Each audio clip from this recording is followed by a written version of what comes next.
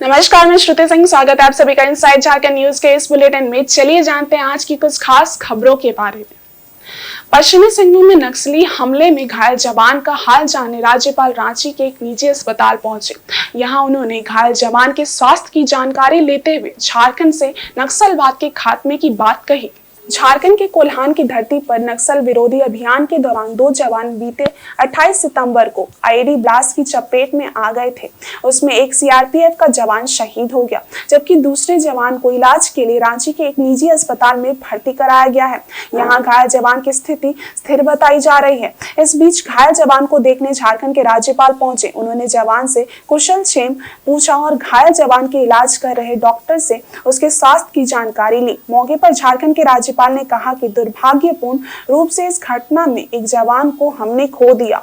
इसे लेकर राज्य के प्रशासनिक अधिकारियों से बात की गई है। उन्होंने कहा कि झारखंड से नक्सलवाद का खात्मा पूर्ण रूप से किया जाएगा। और इधर एक बार फिर स्वास्थ्य विभाग की लापरवाही सामने आई, जब घंटों बाद भी 108 एम्बुलेंस नहीं पहुंची और घायल की मौत के बाद परिजनों ने एमजीएम अस्पताल में हंगामा कर दिया। इस मामले को लेकर मृतक की बेटी ने बताया कि वे लोग बिनोवा भावे आश्रम में रहते हैं। उनके पिता आदित्यपुर में मजदूरी करते हैं। किसी ने फोन कर जानकारी दी कि उनके पिता गणेश कोप सड़क दुर्घटना में घायल हो गए हैं। उन्हें तत्काल एमजीएम अस्पताल में भर्ती कराया गया था, जिसके बाद डॉक्टरों की सलाह पर रिम्स ले जाने के लिए सरकारी एम्बुलेंस 108 पर कई बार फोन भी किया। 4 घंटे बाद भी एम्बुलेंस नहीं आने पर पिता ने दम तोड़ दिया। गुड़िया ने पिता की मौत का जिम्मेदार अस्पताल प्रबंधन को बताया है। इस मामले को लेकर अस्पताल अधीक्षक से लिखित शिकायत की गई है। हाँ। गणेश गोप है, जिनका एक्सीडेंट आपका आदित्यपुर में हुआ था। तो उनके भाई को सूचना मिला तो हम लोग जाके उनको एमजीएम अस्पताल में लाए और एम्बुलेंस को 25 बार या 30 बार कॉल किए। 10:30 बजे से हम लोग यहाँ पर रुके हुए हैं और कॉल कर रहे थे। कॉल उठाया ही नहीं गया और जब एम्बुलेंस वालों से बात हुआ तो लोगों पैसा वैसा मांग रहे थे, 6,000 रुपये का लगभग। यहाँ से रेफर करना था रिम्स में, तो उसका पैसा मांग रहे थे 6,000 रुपया।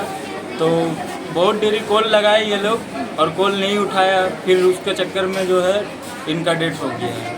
इनका काम होता था आदित्यपुर क्षेत्र में, ये बर्मा में से जाते थे चुनने के लिए और जो भी है चुन चान के इनका काम चलता था और यही थे जो जिनसे घर का गुजारा चलता था इनका।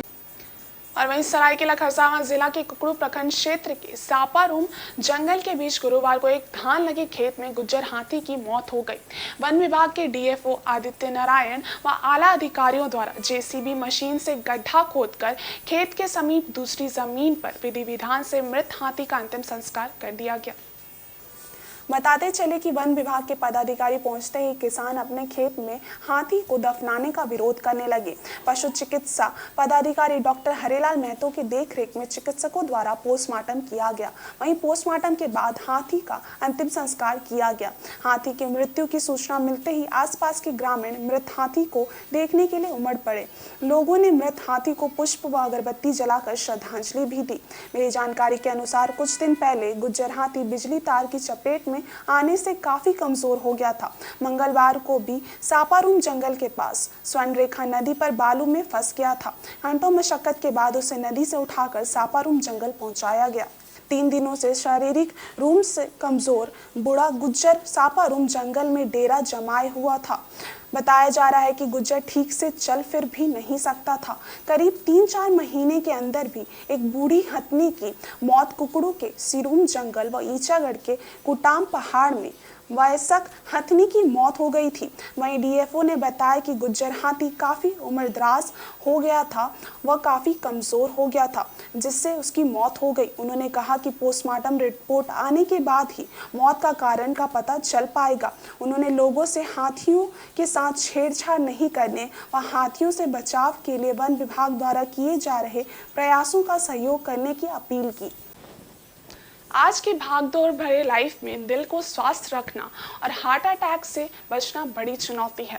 आज देश और दुनिया में हृदय रोगियों की समस्या दिनों दिन बढ़ती जा रही है। इसको ध्यान में रखते हुए WHO हर साल 29 सितंबर को वर्ल्ड हार्ट डे का आयोजन करती है, जिसमें ये संदेश होता है कि कैसे हम अपने दिल को तरोताज़ा रख सकें। इसी कड़ी में देश की सबसे बड़ी वाहन निर्माता company Tata Motors medical services की ओर से वॉकेथॉन का आयोजन किया गया, जिसमें टाटा मोटर्स अस्पताल प्रबंधन और टाटा मोटर्स के सभी स्टेक होल्डर्स ने हिस्सा लिया। इसमें टाटा मोटर्स के तमाम अधिकारी शामिल हुए और लोगों को जागरूकता संदेश दिया। Tata Motors plant head Ravindra Kulkarni ने प्रशासनिक भवन के समीप से वॉकेथॉन को हरे झंडे दिखाकर रवाना किया, जो टेल्को एरिया में घूम कर लोगों को हृदय से संबंधित रोगों एवं इससे बचाव को लेकर जागरूक करते हुए पुनः टाटा मोटर्स अस्पताल के पास आकर समाप्त हुआ। टाटा मोटर्स सिक्योरिटी प्रमुख बी सिंह ने बताया कि छोटी छोटी गलतियों के कारण आज देश में हृदय रोगी बढ़ रहे हैं। जीवन शैली में सुधार लाकर इससे बचा जा सकता है। हार्ट अटैक बताकर नहीं आता, इसके लिए नियमित जांच, खान पान की शैली में बदलाव और नियमित योग से कमी लाई जा सकती है। वहीं टाटा मोटर्स अस्पताल के जीएम डॉक्टर संजय ने बताया कि टाटा मोटर्स अस्पताल प्रबंधन का हमेशा प्रयास रहता है कि इस तरह के जागरूकता कार्यक्रम के जरिए समाज में जागरूकता लाई जाए ताकि लोगों को हार्ट अटैक से बचाया जा सके।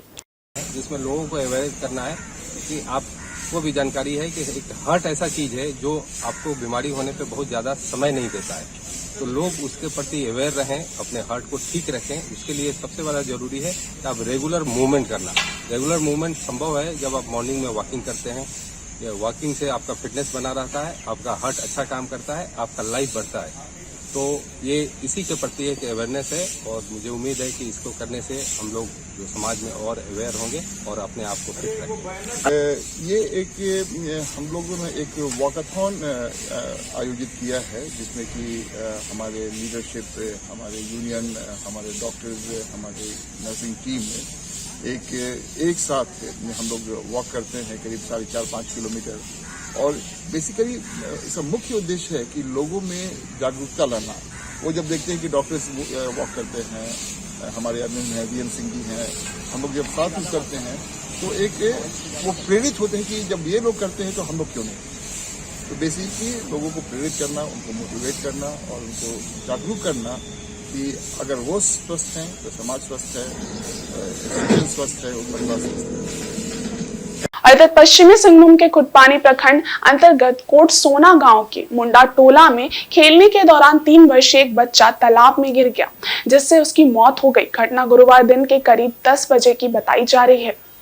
जानकारी के मुताबिक खुटपानी प्रखंड अंतर्गत कोट सोना गांव के मुंडा टोला निवासी श्याम होनहागा का 3 वर्षीय पुत्र चंदन होनहागा घर से महज 50 फीट दूर एक तालाब के सामने खेल रहा था, जबकि चंदन की मां मरियम होनहागा पानी लाने के लिए चापागल गई थी।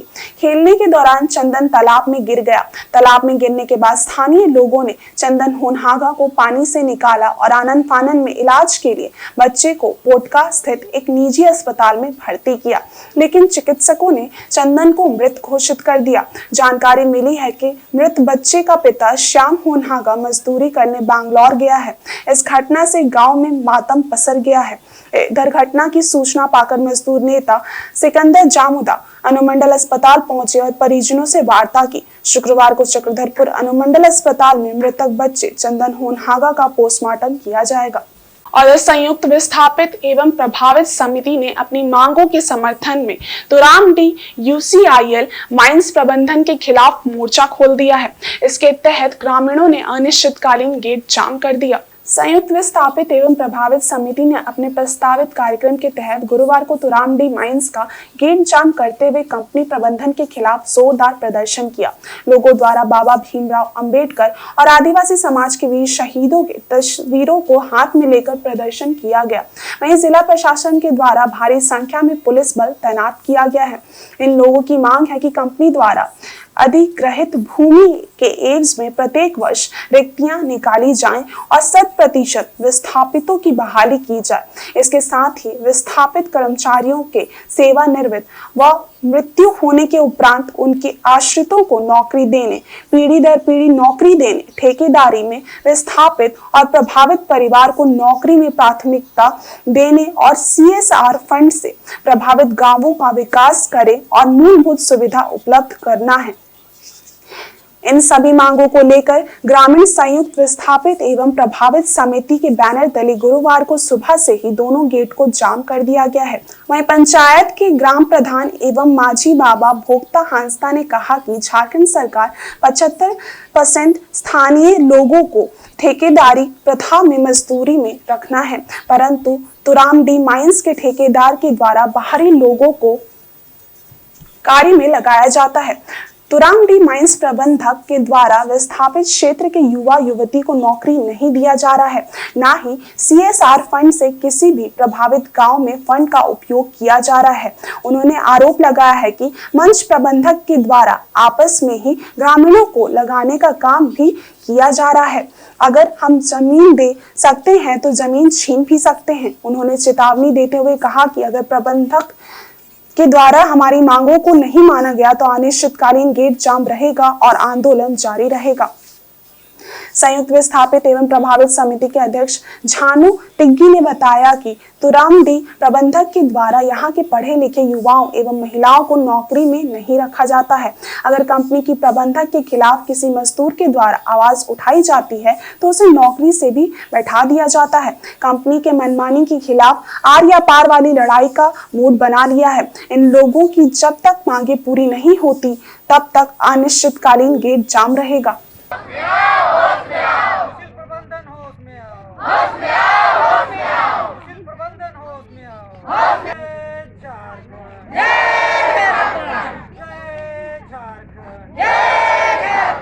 जमीन हमारी मनमानी तुम्हारी नहीं चलेगी। संयुक्त विस्थापित एवं प्रभावित मोर्चा जिंदाबाद। संयुक्त विस्थापित एवं प्रभावित समिति जिंदाबाद।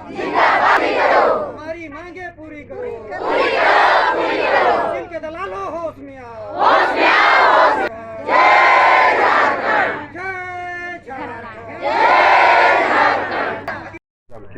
संयुक्त विस्थापित एवं प्रभावित समिति के अध्यक्ष हैं हम जानू दीदी। हम लोग का मांग है पीढ़ी दर पीढ़ी होना चाहिए और डेट केस पेंडिंग है इतना साल से वो सब होना चाहिए और रिटायरमेंट को भी होना चाहिए और जितना भी है हम लोग का सारा मांग पूरा होना चाहिए जो कि CSR का फंड से आता है। 5 किलोमीटर तक का जो रेडियस है जैसे वहाँ का मूल सुविधा देना चाहिए, स्वास्थ्य, शिक्षा, बिजली, रोड और जैसे प्रभावित है उनको अलग से मेडिकल किट बनाया जाए। जो लोग मतलब विस्थापित नहीं है जो कि प्रभावित है उन लोगों को अलग से यहीं पर इलाज होना चाहिए, उसके लिए कार्ड चाहिए अलग से। और जितना भी है हम लोग का विस्थापित है उन लोगों को पीढ़ी दर पीढ़ी हम लोगों को नौकरी होना चाहिए, डेट केस भी होना चाहिए, रिटायरमेंट भी होना चाहिए जब तक कंपनी चला ले। और सबसे ज्यादा ठेकेदारी से काम चला रहा है उन लोगों को हम लोग का यहीं का आदमी को देना है, लड़का हो लड़की हो हम लोग का यहाँ जितना भी है यहीं का आदमी को हम लोग को देना है। कब तक जाम रखिएगा? ये जाम रखेंगे जब तक हमारी मांग पूरी नहीं होगी। हम लोगों ने हुड़का जाम रखा है लेकिन हम लोगों को गेट तक जाने नहीं दिया जा रहा क्योंकि यूसीएल अपना दलाली को आगे में रखा हुआ है। रात भर से वो लोग प्लानिंग करके रात तक यहीं पर ही खिला पिला के रखा हुआ है और हम लोग को सामने तक जाने नहीं दे रहा। हम लोग को तो यूसीएल से बात करना है, यहाँ आदमी आदमी को भिड़ा रहा है, यूसीएल अपना दलाली कर रहा है आदमी लोगों को लगा करके। रहेगा हम लोग का पूरी हम लोग हुड़का जाम पेपर दिए हैं जबकि 15 दिन पहले ही हम लोग पेपर दिए थे कि हम लोग के साथ वार्ता करें क्योंकि यहाँ जितना भी है हर एक गांव से आया हुआ है, विस्थापित भी है और प्रभावित भी है। हम लोग ने जितना भी मांग रखा है उनसे कहा था कि हम लोग को वार्ता पे बुलाइए, हमने आपको चिट्ठी दिया है, आप भी चिट्ठी के माध्यम से बुलाइए इन समिति को और हर एक गाँव से 10 आदमी आएगा, उनका जो भी मांग है आप वो अपना सामने रखेंगे। अगर आप सहमति है तो वो मांग सब पूरा कीजिए, अगर नहीं करते हैं तो हम लोग पूरी हुड़का जाम रखेंगे। लेकिन कंपनी ने हम लोगों के साथ कोई वार्ता नहीं किया है, सारा साजिश रचा और 25 तारीख को उसने अपने आप से ही एक 24 तुरामडी माई सरासर यहाँ के आदिवासियों के साथ, यहाँ मूलवासियों के साथ, यहाँ के रैयतों के साथ, यहाँ के भूमिपुत्रों के साथ सरासर अन्याय कर रही है। ज़मीन जिसका यहाँ पूरी तरह से ले चुका है और कंपनी पूरी मनमानी तरीक़ा से उनको जो हक और अधिकार उनका होना चाहिए, मिलना चाहिए, उन सब चीज़ों से वंचित करके रखी हुई है। यहाँ कंपनी दोहरी नीति अपना रही है। यहाँ हमारे कुछ भाइयों को हमारे जो हक और अधिकार के खिलाफ हमारे बीच में उनको खड़ा करके रख दिए हैं। हम अपना हक और अधिकार जो यहाँ के विस्थापित और यहाँ के जो प्रभावित है उनके जो हक और अधिकार के लिए जो उनको पीढ़ी दर पीढ़ी नौकरी चाहिए, जो मृत आश्रितों को नौकरी एवं जो रिटायरमेंट हो चुके हैं उनके आश्रितों को पीढ़ी दर पीढ़ी नौकरी और यहाँ जो कंपनी से जो जीरो से 5 किलोमीटर तक जो रेडियस है, रेडियस के अंदर जो रेडियस में जो भी गांव आते हैं उनके जो मूलभूत सुविधा है, स्वास्थ्य, शिक्षा, बिजली, पानी, सड़क, रोजगार, सब चीज़ यूसिल को मुहैया कराना चाहिए। लेकिन इन सब चीज़ों से यूसिल सभी गाँवों को वंचित करके रखी हुई है और पूरी मनमानी तरीक़ा से यहाँ कंपनी को चला रही है। और हमारे ही कुछ लोगों को वो फ्री हाजिरी में रखा हुआ, वो हमारे ही लोगों के खिलाफ वो खड़े हो रहे हैं, वो दलाली कर रहे हैं हमारे लोगों कब तक इस तरह जाम रहेगा? जब तक हम लोग का मांग पूरा नहीं होगा तब तक हम लोग खड़ा रहेंगे, बैठे रहेंगे यहीं। और इधर चक्रधरपुर खरसावां मुख्य मार्ग पूर्णिया गांव के पास तेज रफ्तार बाइक से गिरकर 2 युवक गंभीर रूप से घायल हो गए। घटना गुरुवार देर शाम की बताई जा रही है। घटना के बाद स्थानीय लोगों की मदद से दोनों घायलों को चक्रधरपुर अनुमंडल अस्पताल में भर्ती किया गया। जानकारी के मुताबिक कोमाई गांव निवासी डोरसोना जोंको व आकाश जोंको बाइक में सवार होकर अपने दोस्तों के साथ सोनोरो गांव दोस्त के घर जा रहे थे। इस दौरान कुछ दोस्त बाइक में सवार होकर आगे निकल गए। दोस्तों का पीछा करने के लिए बाइक सवार डोरसोना जोंको व आकाश जोंको अपने बाइक को तेज रफ्तार से भगाने लगे। इस दौरान पूर्णिया गांव के समीप बाइक अनियंत्रित हो गई और वे दोनों गिर गए, जिससे दोनों युवक गंभीर रूप से घायल हो गए। दोनों घायल युवकों का चक्रधरपुर अनुमंडल अस्पताल में प्राथमिक उपचार करने के बाद सदर अस्पताल चाईबासा रेफर कर दिया गया। इधर घटना की सूचना पाकर सुमित होता फाउंडेशन के अध्यक्ष सह समाज सेवी सदानंद होता, झामुमो नेता दिनेश जेना व मजदूर नेता सिकंदर जामुदा अस्पताल पहुंचे और घायलों को एम्बुलेंस से उतरने एवं इलाज करने में मदद की। इधर चिकित्सकों ने बताया कि घायल युवकों की स्थिति नाजुक है, जिसके लिए दोनों युवकों को रेफर कर दिया गया है। और उधर गोइलकेरा के डुमरिया गांव में एकलव्य मॉडल स्कूल के निर्माण कार्य में मजदूरी भुगतान में अनियमितता को लेकर मजदूरों और ग्रामीणों ने जमकर हंगामा किया। लोगों ने सरकार द्वारा निर्धारित न्यूनतम मजदूरी से कम भुगतान करने और विलंब से मजदूरी देने का आरोप लगाते हुए काम बंद कर दिया। बताते चले कि डुमरिया में करीब 17 करोड़ रुपए की लागत से एकलव्य मॉडल स्कूल के भवन आदि का निर्माण कार्य चल रहा है और कॉन प्राइवेट लिमिटेड नामक एजेंसी ये कार्य पेटी कॉन्ट्रैक्टर पर आरबीएम कंस्ट्रक्शन से करवा रही है, लेकिन समय पर मजदूरी का भुगतान नहीं होने और श्रमिकों को न्यूनतम मजदूरी से कम भुगतान करने को लेकर कई बार यहां हंगामा हो चुका है। इस बार भी सितंबर माह में अब तक किए गए कार्य का भुगतान नहीं किए जाने से स्थानीय मजदूर काफी नाराज हैं। गुरुवार को मुखिया विनीता पूर्ति के नेतृत्व में जुटे मजदूरों ने कार्य करने से इनकार करते हुए समय पर उचित मजदूरी का भुगतान करने की मांग की। साइट पर काम कर रहे मजदूर डोमन सिंह बोदरा ने बताया कि यहां 15 दिनों से मजदूरी भुगतान की व्यवस्था है, लेकिन कभी भी समय पर मजदूरी नहीं मिलती। 15 दिनों तक काम करने के बाद मजदूरी के पैसों के लिए कभी 1 सप्ताह तो कभी और 15 दिनों का इंतजार करवाया जाता है। महिला श्रमिक पद्मिनी सीकू ने बताया कि 8 घंटे काम करने के बदले उन्हें और करीब 30 अन्य महिलाओं को केवल 250 रुपये प्रतिदिन दिहाड़ी मिलती है, जो सरकार द्वारा निर्धारित न्यूनतम मजदूरी दर 370.73 रुपये से काफी कम है। मजदूरों का नेतृत्व कर रहे बीर सिंह सीकू ने बताया कि भुगतान को लेकर यहां आए दिन विवाद होता है। पेटी कॉन्ट्रैक्टर और प्रोजेक्ट मैनेजर मजदूरों का पैसा लेकर भाग जाते हैं, फिर दूसरे लोगों को रखा जाता है। 14 महीने में पूरा होने वाला काम 2.5 वर्षों से चल रहा है। वहीं हंगामे के दौरान प्रोजेक्ट मैनेजर रोशन राणा ने मुखिया के समक्ष अपनी सफाई दी। उन्होंने बताया कि विभागीय स्तर पर बिल का भुगतान नहीं होने के कारण कभी कभी मजदूरी भुगतान समय पर नहीं कर पाते, लेकिन सभी मजदूरों को उनका पूरा पैसा मिलेगा। उन्होंने दावा किया कि उनसे पहले के प्रोजेक्ट मैनेजर ने मजदूरों का बकाया रखा है, उसके भी भुगतान का प्रयास किया जा रहा है। एकलव्य मॉडल स्कूल के भवन निर्माण कार्य में लगे मजदूरों ने एजेंसी और प्रशासनिक अधिकारियों को मांग पत्र सौंपने का निर्णय लिया है। मजदूरों ने बकाया राशि का भुगतान करने, 15 दिनों में नियमित मजदूरी का भुगतान करने और सरकार द्वारा निर्धारित दर के अनुसार न्यूनतम मजदूरी देने की मांग की है। इस मौके पर मंगल सिंह बहानदा, रानी कोड़ा आदि उपस्थित थे।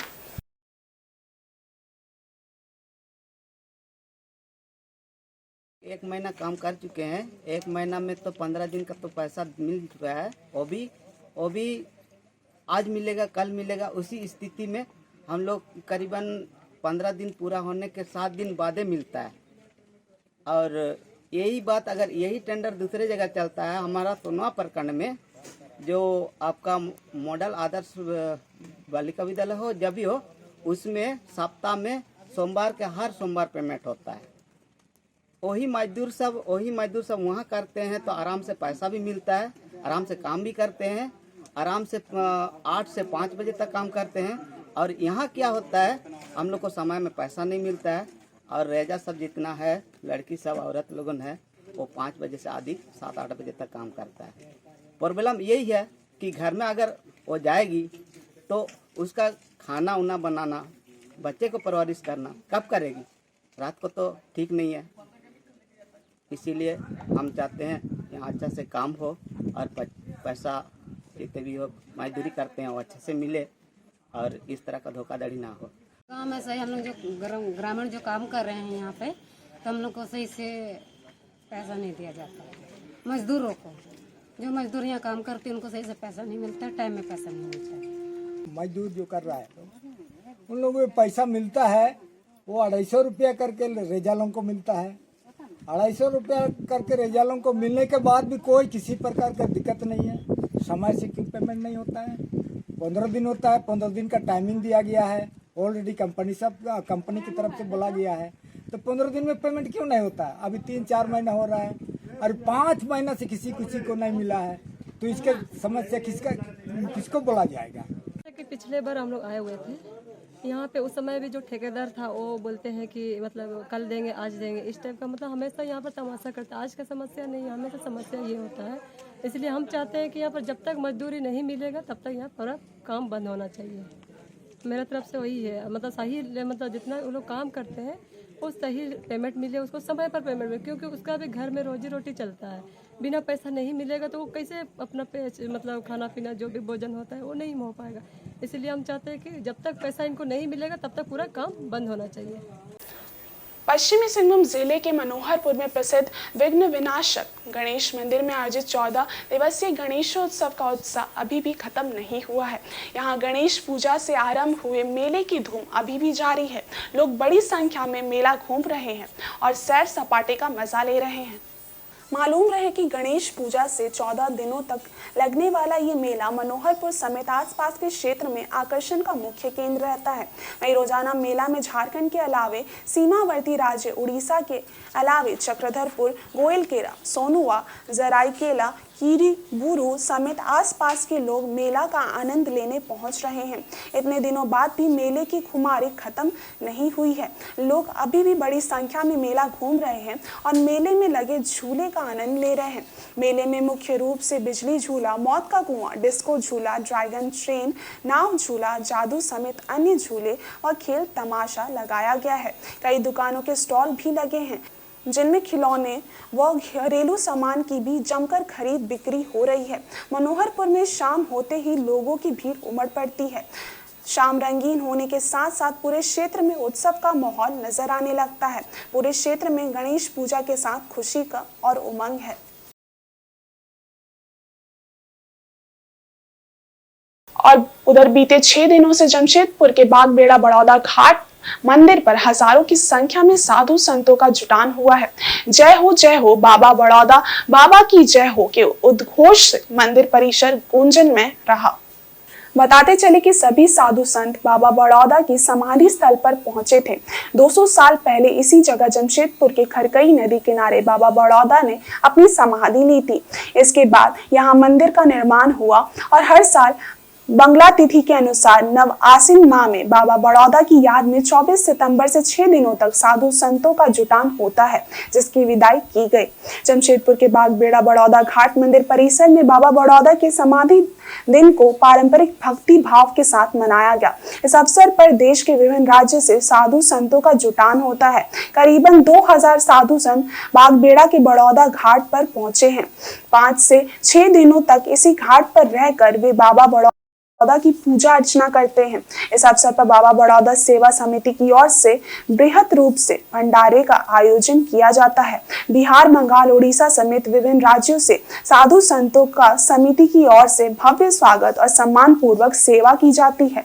सेवा समिति की ओर से बताया गया कि बंगला तिथि के अनुसार नव आसीन माह में बाबा बड़ौदा की याद में भंडारा का आयोजन किया जाता है। लगभग 200 साल से उनके पूर्वजों के द्वारा भंडारे का आयोजन किया जाता है। इसमें शामिल होने वाले साधु संतों को सम्मान पूर्वक विदाई समारोह भी आयोजन होता है।